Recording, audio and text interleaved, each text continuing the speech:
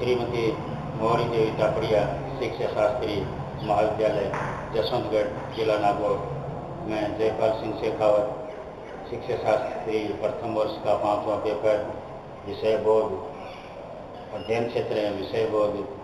आज हम ज्ञान विविध शिक्षा कार्यक्रम के अंदर प्रोजेक्ट विधि के बारे में मैं व्याख्यान दूंगा। तो साथियों, गणितीय शिक्षण के अंदर सबसे ज़्यादा जो महत्वपूर्ण विधि है वह है प्रोजेक्ट विधि है, योजना विधि है, आयोजना विधि है, प्रायोजना विधि है। इसके जन्मदाता सर किलपैट्रिक महोदय हुए हैं। तो प्रोजेक्ट विधि, प्रायोजना विधि का गणित शिक्षण में विशेष स्थान है।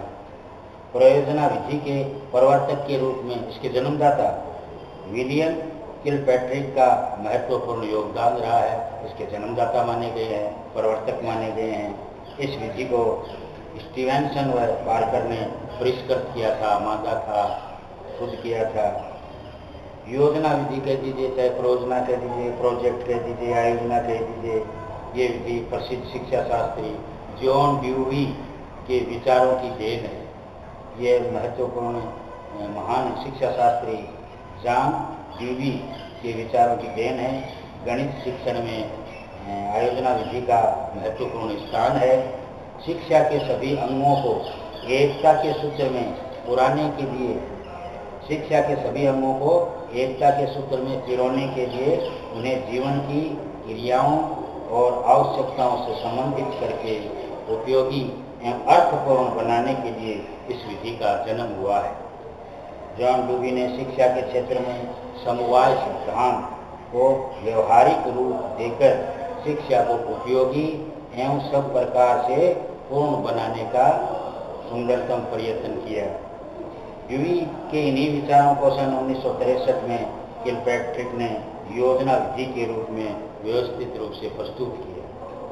तो सबसे पहले जो है प्रोजेक्ट विधि का नाम जो है सर जॉन ड्यूवी ने दिया था।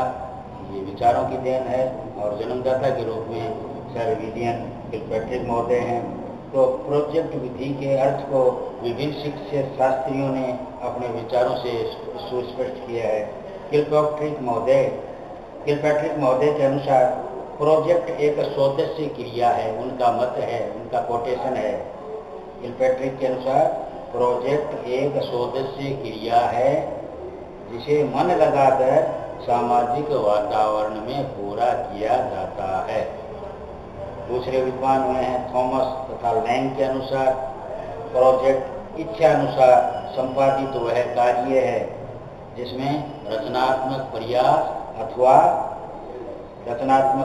अथवा विचार हों जिससे कुछ मूर्त परिणाम निकले।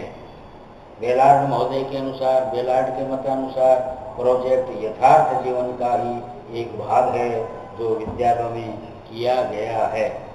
स्टीवेंसन के अनुसार प्रयोजना एक समस्या प्रधान कार्य है जो अपनी स्वाभाविक परिस्थितियों के अंतर्गत पूर्णता को प्राप्त करता है। उपयुक्त परिभाषाओं से स्पष्ट हो जाता है कि प्रोजेक्ट विद्यार्थियों के वास्तविक जीवन से संबंधित किसी समस्या का हल ढूंढ निकालने के लिए अच्छी प्रकार से चुना हुआ तथा प्रसन्नतापूर्वक हाथ में लिया जाने वाला कार्य है जो कि स्वाभाविक परिस्थितियों में पूरा किया जाता है। तो इन सभी विद्वानों की यदि हम परिभाषाओं का, मतों का यदि हमें सार समझे तो प्रोजेक्ट विद्यार्थियों के वास्तविक जीवन से संबंधित किसी समस्या का हल ढूंढने के लिए अच्छी प्रकार से चुना हुआ तथा प्रसन्नतापूर्वक हाथ में लिया जाना वाला कार्य है जो कि स्वाभाविक परिस्थितियों में पूरा किया जाता है। अब इसका वर्गीकरण, प्रायोजना का वर्गीकरण। प्रायोजना विधि का वर्गीकरण। तो प्रायोजना विधि का यदि हम वर्गीकरण करते हैं तो नंबर 1 आता है रचनात्मक एवं उत्पादनात्मक योजना। रचनात्मक एवं उत्पादकता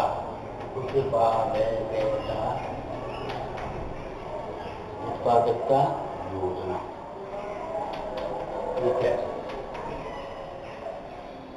ऐसी योजनाओं में विद्यार्थियों द्वारा किसी नवीन वस्तु का निर्माण, रचनात्मकता का, उत्पादकता का, प्रोजेक्ट का क्या अर्थ है? किसी नवीन वस्तु का निर्माण या नया उत्पादन तैयार करना है। उदाहरण के लिए मॉडल बनाना है, गणितीय कम लागत के उपकरण बनाना है। उपभोगात्मक व कलात्मक, उपभोगात्मक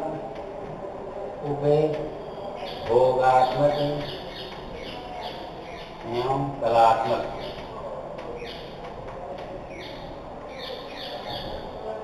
दूसरा इसका बिंदु है प्रायोजना विधि के अंदर छात्रों द्वारा ऐसे कार्यों की योजनाओं को कार्यान्वित किया जाता है जो आनंद की अनुभूति प्राप्त कराती है, सौंदर्य का प्रतीक या कलात्मक रूप से सराहनीय हो। जैसे चित्र बनाना है, इसमें सृजनशीलता का विकास होता है। जो सौंदर्य प्रेमी होते हैं वो अच्छे चित्रकार होते हैं। संगीत कार्यक्रम है या कविता का निर्माण है, तो इसमें कलाओं के माध्यम से उपभोगात्मक प्रवृत्ति बनी रहती है। तो गणितीय पजल्स हैं, गणित के जो उलझने हैं या गणितीय खेल निर्माण करना है, तो उपभोक्ता या कलात्मकता। अब है कौशल या दक्षता, कौशलात्मक या अभ्यासात्मक। कौशलात्मकता, कौशलात्मकता या दूसरा नाम इसका है अभ्यासात्मक या अभ्यासात्मक। मैंने पहले बता चुका हूँ कि प्रोजेक्ट विधि गणित के लिए सबसे उपयोगी है। तो गणित के अंदर जो है प्रैक्टिस जो है, बार बार अभ्यास है, प्रवृत्ति है, उसका बहुत ही अच्छा परिणाम निकलता है।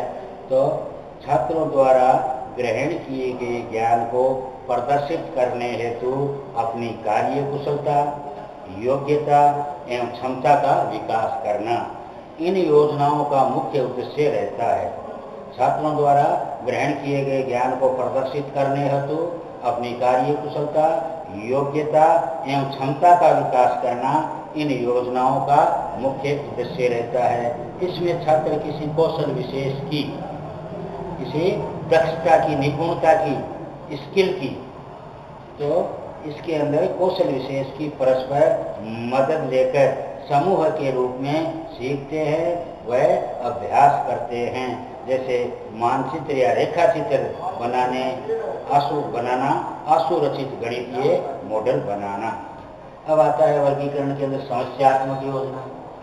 इसका चौथा बिंदु है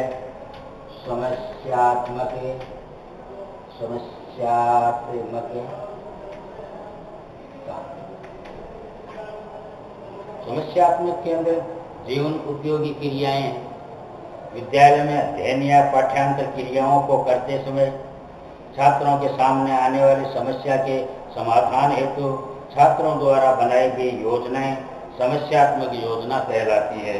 जैसे ब्याज कैसे ज्ञात किया जाता है, लाभ या हानि कैसे निकाला जाता है, तो ये प्रोजना विधि का वर्गीकरण है। अब इसके मुख्य सोपान क्या हैं? अब आता है हमारा प्रोजना विधि के सोपान, जैसे आयोजना विधि के सोपान। अब आता है हमारा योजना विधि के सोपान।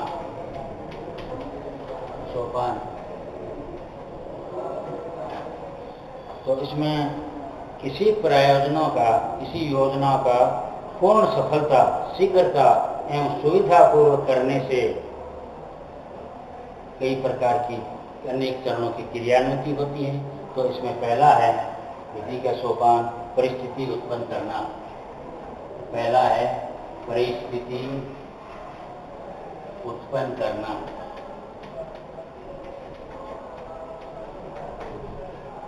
पहला बिंदु, शिक्षक बालकों की योग्यताओं तथा क्षमताओं के आधार पर ऐसी परिस्थितियों का निर्माण करें। यहाँ अध्यापक का क्या कर्तव्य है, क्या कार्य है?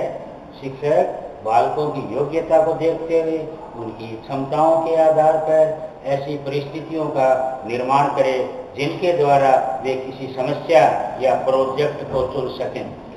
इस प्रकार बालक स्वयं कुछ प्रायोजनाएं प्रस्तुत करेंगे। यही परिस्थिति उत्पन्न करना है। रुचि और आयु स्तर के अनुकूल दैनिक जीवन एवं सामाजिक वातावरण से संबंधित समस्या उत्पन्न करना अध्यापक का कर्तव्य है।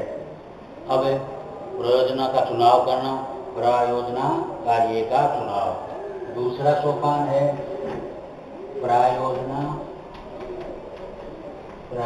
का चुनाव, चुनना। बालकों ने जिन परिस्थितियों का अध्ययन किया है, प्रयोजना कार्य का चुनाव कैसे किया जाता है? बालकों ने जिन परिस्थितियों का अध्ययन किया है वे उनसे संबंधित समस्याओं पर विचार विमर्श करेंगे और प्रोजेक्ट के रूप में किसी ऐसी समस्या जो शैक्षिक उपयोगी हो उसको चुनेंगे, चुनाव करेंगे जिसमें अधिकांश बालकों की रुचि हो। बालकों की रुचि के अनुकूल परिस्थितियों का अध्ययन किया जाता है, विचार विमर्श किया जाता है। बालकों को योजना चुनने की स्वतंत्रता होनी चाहिए। बालक खुद योजना को चुने, इसके लिए बालक को स्वतंत्र छोड़ देना चाहिए। उनकी रुचियों का ध्यान रखना चाहिए, उनकी रुचियों का दमन नहीं करना चाहिए, उन पर कोई काम थोपना नहीं चाहिए। तो विचार विमर्श के द्वारा शिक्षक को प्रायोजना के गुण और दोषों से बालकों को परिचित करा देना चाहिए। शिक्षक बालकों को प्रोजेक्ट में पथ प्रदर्शन का काम करेगा। अध्यापक का इतना ही काम है, बालक को स्वतंत्र छोड़ दीजिए, योजना चुनेगा, खुद करके सीखेगा। सिर्फ अध्यापक का काम है सहायता देना है, सहयोग देना है और सहयोग देना है। विदित है कि योजना के चुनाव की अंतिम स्वीकृति तथा निर्णय छात्रों के द्वारा ही होगी। अब आता है रूपरेखा तैयार करना। अब आता है रूपरेखा तैयार करना। रूपरेखा तैयार कैसे की जा सकती है? योजना के चुनाव के बाद उसमें आने वाली संभावित समस्याओं का समाधान, योजना के समय, स्थान पहुंचने के साधन, उपकरणों की सूची, उत्तरदायित्वों का विभाजन, समितियों का निर्माण आदि के बारे में पूर्ण रूपेण तैयारी कर ली जाती है, जिससे सभी छात्रों को योजना के उद्देश्य, महत्व एवं औचित्य के बारे में विचार विमर्श द्वारा स्पष्ट अनुमान लग जाता है। ये योग्य अनुभवी छात्र को निष्पक्ष भाव से उचित कार्य की जिम्मेवारी सौंपें जिसमें योजना की क्रियान्वयन में बाधा उत्पन्न न हो। अब है कार्यक्रम क्रियान्वित करना। चौथा इसका बिंदु है, सोपान है कार्यक्रम क्रियान्वित करना। कार्यक्रम बन जाने के पश्चात प्रत्येक बालक अपना कार्य क्रिया द्वारा सीखना के आधार पर स्वयं करता है। सभी छात्र अपनी पूरी योग्यता और सामर्थ्य के अनुसार अपने अपने उत्तरदायित्व को निभाते हैं। शिक्षक को उनके कार्य में सहायता, निरीक्षण, प्रोत्साहन तथा आदेश भी देना चाहिए। शिक्षक का क्या काम है? बालक की सहायता करे, उनका निरीक्षण करे, प्रोत्साहन दें और आदेश भी देना चाहिए। छात्र को अनेक कार्य करने पड़ते हैं, जैसे लिखना है, पढ़ना है, वस्तुओं को एकत्रित करना है, विचार विमर्श करना है तथा निर्माण कार्य करना है आदि। छात्रों में स्वयं आलोचना की आदत डालनी चाहिए। तो कार्यक्रम की क्रियान्विति के लिए छात्रों में स्वयं आलोचना की आदत डालनी चाहिए, जिससे वह अपनी कमी को ढूंढ सके। अब अगला आता है कार्य का मूल्यांकन। अगला सोपान है योजना विधि का कार्य का मूल्यांकन।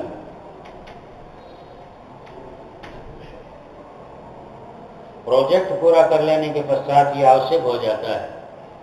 प्रोजेक्ट पूरा कर लेने के पश्चात यह आवश्यक हो जाता है कि बालक अपने किए हुए कार्य का स्वयं निरीक्षण और मूल्यांकन करे। बालक अपना मूल्यांकन खुद करे, अपना निरीक्षण खुद करे। इससे उसमें आत्म आलोचना की प्रवृत्ति का विकास होगा। योजना कार्यक्रम के अनुसार इस पर सामूहिक तौर से विचार किया जाता है और तभी किसी निष्कर्ष पर पहुंचते हैं।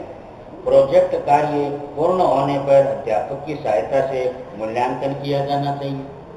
कार्य में कितना लाभ अथवा हानि हुई, बालक ने कैसे अनुभव प्राप्त किए, का किन नए मूल्यों का सर्जन किया है। अब आता है कार्य का लेखा जोखा। अब आता है कार्य का लेखा जोखा।